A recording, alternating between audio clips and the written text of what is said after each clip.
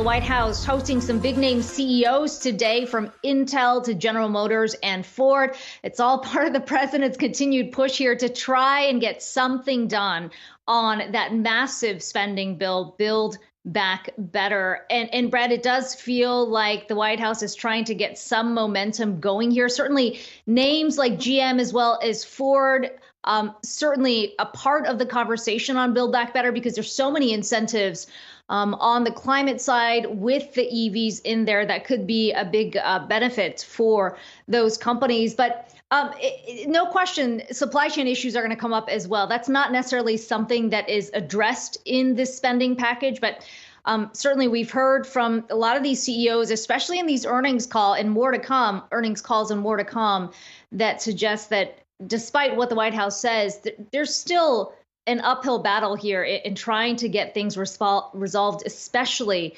with the chip sector.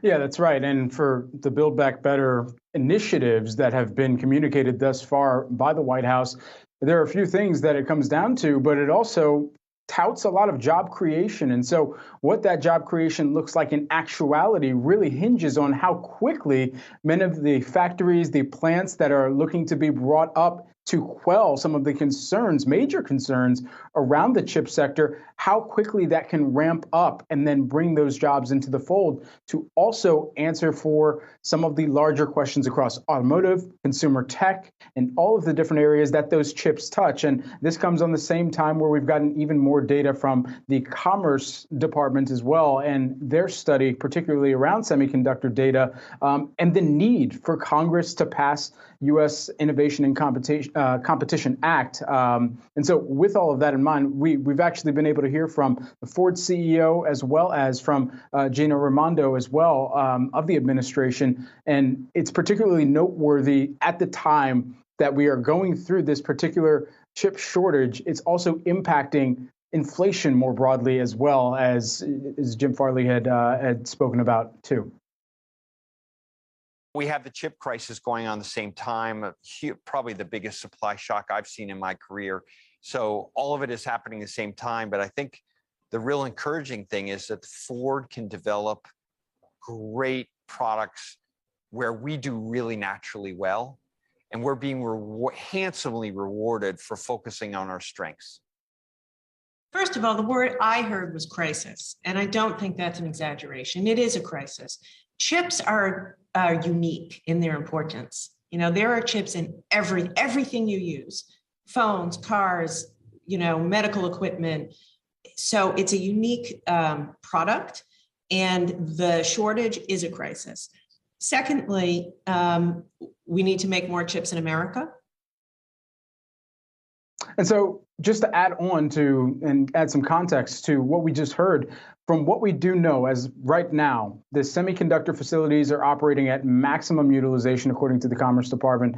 Demand remains up 17% since 2019. And if you think about the roadmap as well, for electric vehicles, for some of the consumer products and technology in our homes, the wearables, that demand is only going to continue to increase. And so for those bottlenecks, if they are not immediately rectified or a plan set in place and actionable, that immediately gets set into place, I should say, that is something that's going to have much more larger ranging impacts on how we're actually able to meet some of our own goals on everything from environmental sustainability to the economic growth as well in the future.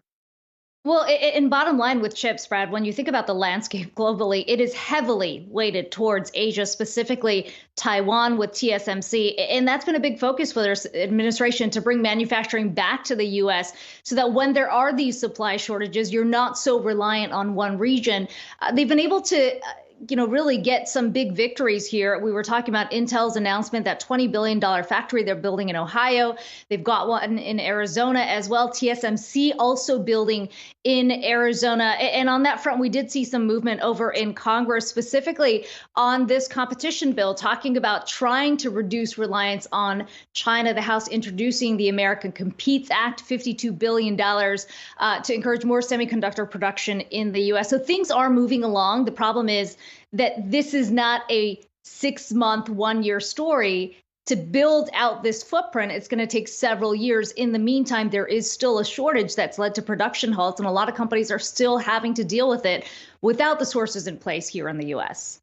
Certainly. Just quickly, it's about this fabrication process. And I think many of us have understood, or at least come to understand even more about what goes into place for some of the nanotechnology that's necessary for that fabrication process. And we'll see how quickly some of these new plants that are set to come online to kind of remediate the dependency that we've seen overseas, bring some of that back here and domestically, and where quickly that nano production can be ramped up as well. Yeah, no question about that. And, we're talking about TSMC over in Asia, by the way, overtaking some of those Chinese tech names in terms of valuation. That shows you how critical they've become at a time when over the years we have seen increasingly semiconductors, at least in the U.S., go fabless. And now we're seeing a big reversal here with Intel leading the way.